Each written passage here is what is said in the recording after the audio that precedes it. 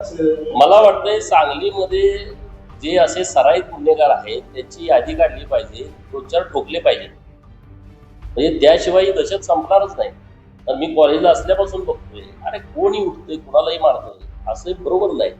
आणि आता मध्ये ती मी बघितली नात्यामध्येच माननीय आयजी साहेबांनी पण त्याच्यावरती स्टेटमेंट दिलं. एसपी साहेब मागचे होते, आता नवीन एसपी साहेब आले. तेव्हा नात्यामध्ये गुन्हेगारीचं प्रमाण खूप होत आहे. त्यामुळे त्याच्यावरती जास्त कंट्रोल पोलिसांचं राहू शकत नाही. परंतु सार्वजनिक गुन्हेगारी करणारे लोक आहेत, कुठेतरी प्लॉटवरती जाऊन ताबा टाकणं, त्याचे प्लॉट त्याला विकणे किंवा काहीतरी सुपाऱ्या घेऊन भांगडी करणे, असे जे सराईत गुन्हेगार आहेत त्यांच्यावरती कडक कारवाई पोलिसांनी करावी अशी आपल्या माध्यमातून मागणी आहे. माननीय मुख्यमंत्री महोदयांना पण मी परवा दिवशी मंगळवारी या संदर्भात एक निवेदन माननीय मुख्यमंत्री महोदयांना मी देणार आहे.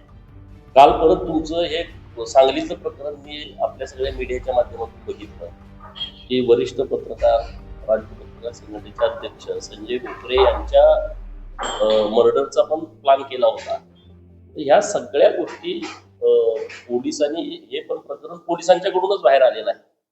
म्हणजे एलसीबीचे जे अधिकारी आहेत त्यांची सगळी टीम आहे, त्यांच्या माध्यमातून काही आरोपींना त्यांनी हरिपूर रोडला अरेस्ट केलं, त्याच्याकडनं वेपन सापडले आणि मग चौकशीच्या दरम्यान हे सगळं प्रकरण बाहेर आलं. तर मला वाटतं की हे जे प्रकरण आलेलं आहे बाहेर संजय भोकरेंचं, आणि अंबाबाई तालीम संस्थेच्या माध्यमातून ते अनेक वर्ष तिथं काम करतायत आणि ते मी FIR सगळी बघितली की अंबाबाई तालीम संस्थेमध्ये काही जागा गेली आणि त्या कारणासाठी त्यांचा हत्येचा कट रचला जातोय. परंतु मुळामध्ये 125 वर्षापूर्वीची जी अंबाबाई तालीम संस्था आहे आणि 50 वर्षापूर्वी ती जमीन त्यांच्या संस्थेला दिलेली आहे त्यांच्या काही लोकांनी, नातेवाईकांनी वगैरे. कोर्टामध्ये पण जाऊन त्यांच्या विरोधात निकाल केला आहे. मला वाटत नाही की हे प्रकरण असंच म्हणजे जमिनीच्या दृष्टिकोनातून त्यांच्या मर्डरचा कट रचला जातोय असं मला अजिबात वाटत नाही. पोलिसांनी या सगळ्या विषयाच्या खोलापर्यंत जाण्याची आवश्यकता आहे. कारण हे जे पोरं बघितले तर ते काय अशा पद्धतीचं धाडस करतील असं मला वाटत नाही. तर त्याच्या मुळापर्यंत जावं, नेमकं कोण आहे या प्रकरणामध्ये. कारण एका एवढ्या सार्वजनिक जीवनामध्ये काम करणाऱ्या एवढ्या मोठ्या व्यक्तिमत्वाच्या बाबतीत जर अशी कोणी भूमिका घेत असेल तर ह्या सगळ्यांनीच हा विषय सिरियसली घेतला पाहिजे. कारण आता पत्रकारितेमध्ये तुम्ही सगळेच इतक्या म्हणजे जीव धोक्यात घालूनच काम असते. एखाद्या समजा विरोधात बातमी असेल, एखादं प्रकरण बाहेर काढणं असेल तर पत्रकार हे सगळं रिस्क घेऊनच करत असतात. आणि म्हणून ह्या प्रकरणामध्ये म्हणजे पोलिसांचं कौतुक आहे, त्यांनी हे सगळं प्रकरण काही त्याचा सुगावा नसताना, काही माहिती नसताना हे बाहेर काढलेलं आहे.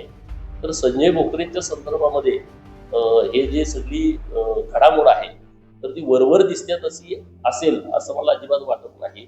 त्याच्या खोलामध्ये जाऊन, मुळामध्ये जाऊन कोण आहे ह्या सगळ्या प्रक्रियेमध्ये.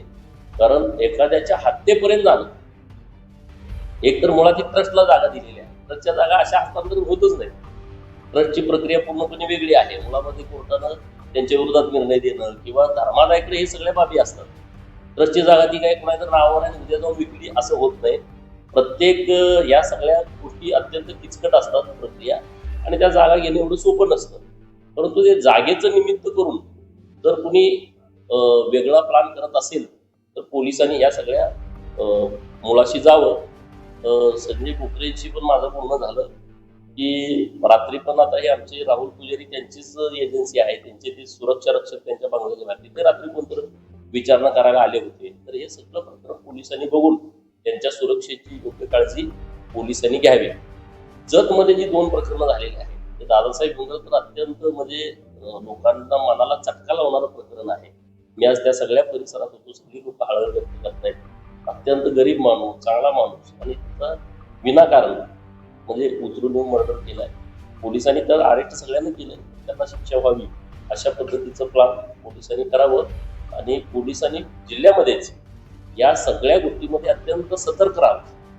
कारण हे वारंवार सातत्यानं ह्या घटना घडायला लागलेल्या आहेत.